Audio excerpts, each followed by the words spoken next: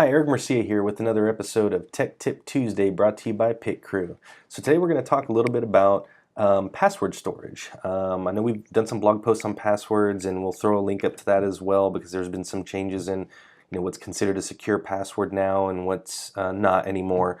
But all that information is available on our blog, and I didn't want to get too into that right now. What I really wanted to talk about was password storage. Now, I've seen people store passwords in Word documents and Excel files and things like that.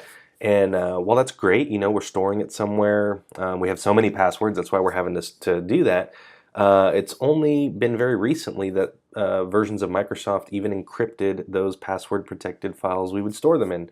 So what that means is if you're running an older version of Office and you're password protecting your file, doing your due diligence, while that's great, it's not actually encrypting that file, and so that file, if it falls into the wrong hands, basically they have full access to all those passwords. So that's where applications like LastPass, and I only point out LastPass because we use it here across our teams and it works great.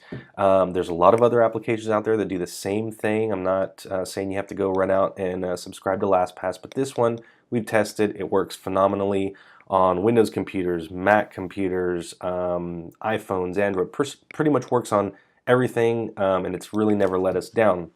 So LastPass, if you're a subscriber, stores all your passwords in this really cool online format that's available, like I said, on all your mobile devices, all your systems that you have. All you have to do is come in here and log in, and you can see those passwords.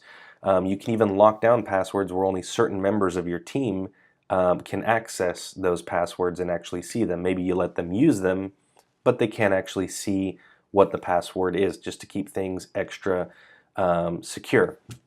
And there's also the ability to create secure notes and secure form fills. There's a whole lot of neat features built into LastPass to really store your passwords safe, securely in the cloud, not on your computer at home, and make them readily accessible and available to you no matter where you're at. One last quick thing about LastPass and other applications like this that are really neat is the ability for you to go to a website or open an application that you have a username and password for, and if you see, LastPass immediately recognized that I have an alarm.com account saved inside of it, and it went ahead and populated my credentials for me to log in.